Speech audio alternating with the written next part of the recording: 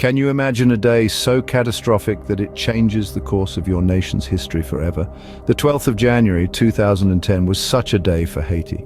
On this fateful day, the earth shook with an intensity that could only be described as apocalyptic. A catastrophic earthquake registering a magnitude of 7 on the Richter scale unleashed its fury just 15 kilometers southwest of the capital city, Port-au-Prince. The quake's epicenter, nestled at a relatively shallow depth of 13 kilometers, was alarmingly close to densely populated areas. This proximity amplified the devastation, ripping through the fabric of the city and its surrounding regions.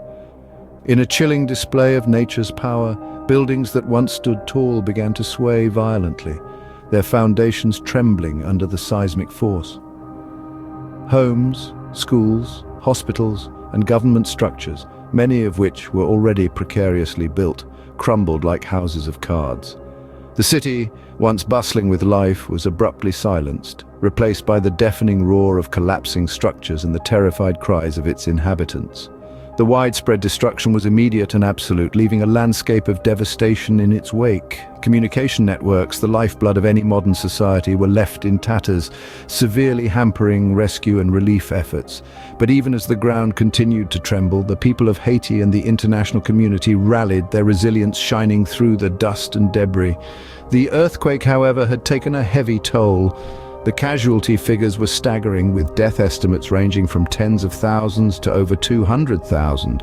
Countless more were injured, their lives forever altered by the disaster. Many families were torn apart, their loved ones buried beneath the rubble. In a matter of seconds, the vibrant city of Port-au-Prince was reduced to rubble, burying its inhabitants under a sea of debris. As the dust settled, the scale of the devastation became clear. In the wake of the earthquake, Haiti was a landscape of destruction. Buildings had crumbled to the ground, the rubble strewn across streets, leaving the nation in ruins. Thousands of homes, schools, hospitals, and government buildings were reduced to rubble.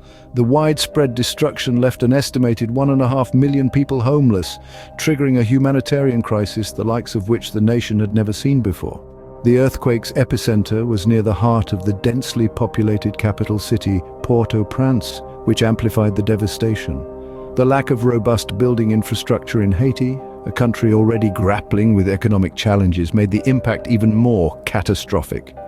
Many structures, poorly constructed and ill-equipped to withstand the seismic force, simply collapsed, trapping people under the rubble.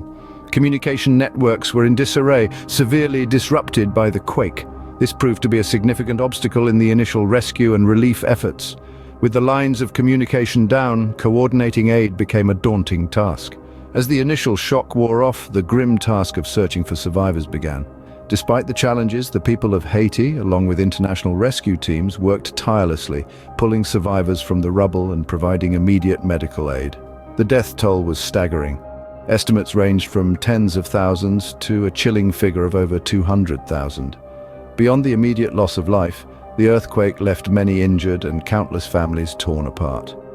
The grim reality of what had transpired left the world in shock and the nation in mourning. The quake had not only shaken the ground, it had shaken the very core of the nation. But as the dust settled and the extent of the devastation became clear, so too did the resolve of the Haitian people and the international community to rebuild and recover. The journey ahead was long and fraught with challenges, but it was a journey they were determined to undertake. The immediate catastrophe was just the beginning of Haiti's ordeal. The quake had left a trail of devastation in its wake, and as the dust settled, the true scale of the humanitarian crisis began to unfold. Homes, schools, hospitals, the very pillars of a functioning society lay in ruins. The landscape was a sea of rubble, and amidst it all, the people of Haiti found themselves grappling with a new reality. The earthquake had not only shaken the earth beneath their feet, but it had also shattered their lives. Suddenly, countless people were left homeless, their homes reduced to debris. The injured were in the thousands, and the healthcare system, already strained, was pushed to its limits. Hospitals, many of them damaged, were overwhelmed with the influx of patients. Medical supplies quickly ran out, and doctors and nurses worked tirelessly, often in makeshift clinics, to tend to the wounded. The death toll was unfathomable. Estimates varied, with some reports suggesting that over 200,000 lives were lost. Each number represented a person, a story, a life cut short. Families were torn apart, communities were devastated, and the nation was in mourning. But the crisis didn't stop there. With the destruction of infrastructure, vital services such as water supply and sanitation were disrupted. This led to a serious public health crisis, with the risk of disease outbreaks looming large, and indeed later in the year a cholera outbreak would add to the already dire situation. Food was scarce, and with the local economy in ruins, the task of feeding the population became a monumental challenge. Aid agencies worked relentlessly to distribute food and water, but the scale of the need was overwhelming. An already impoverished nation was left struggling with an unimaginable crisis. The earthquake had laid bare the vulnerabilities of Haiti, bringing to the forefront the challenges that lay ahead in the nation's path to recovery. In the face of such a disaster, the world responded. The scale of the tragedy that unfolded in Haiti on January 12, 2010, prompted a swift and compassionate international response. Countries from all corners of the globe, non-governmental organizations, and even individuals channeled their resources toward aiding the beleaguered Caribbean nation. Financial aid flowed in from all around the world to support the immediate relief efforts and the long-term recovery and rebuilding process. These funds were instrumental in providing food, water, shelter, and medical aid to the survivors, and later in reconstructing the devastated infrastructure of Haiti. And it wasn't just monetary aid. Medical teams from various countries arrived in Haiti, bringing their expertise to help treat the injured and prevent the outbreak of diseases. They worked tirelessly, often under challenging conditions, to provide medical assistance to those in need. Humanitarian support, too, was an essential part of the international response. Non-governmental organizations and volunteers took on the mammoth task of providing shelter, food, and essential supplies to the survivors. They also played a critical role in re-establishing educational facilities for children and providing psychological support to those traumatized by the disaster. The United Nations too stepped up. They launched a humanitarian appeal to address the immediate needs of the affected population and to assist in the long-term recovery and rebuilding efforts. This appeal mobilized further international support and underscored the global community's commitment to standing with Haiti in its hour of need.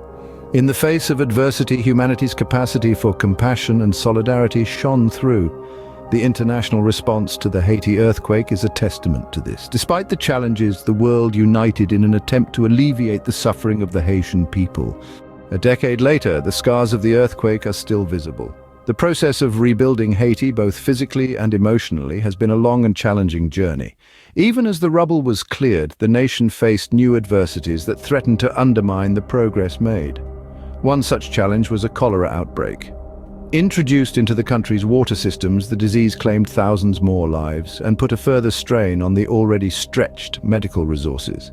It was a stark reminder that the recovery process extended beyond merely rebuilding infrastructure.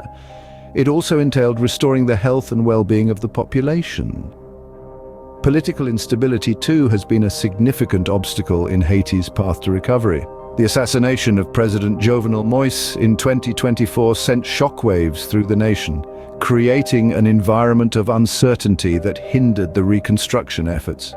The political unrest further complicated the essential task of coordinating and implementing recovery strategies. The rebuilding process itself has been slow, hampered by logistical difficulties and the sheer magnitude of the devastation.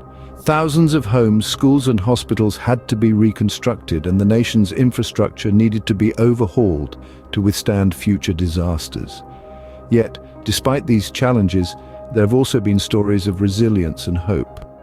International aid continues to flow in, and non-governmental organizations remain committed to supporting the recovery process.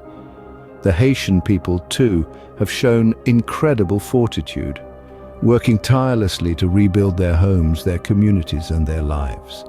The journey to recovery is long and arduous, but the resilient spirit of the Haitian people continues to shine through as they rebuild their lives and their nation.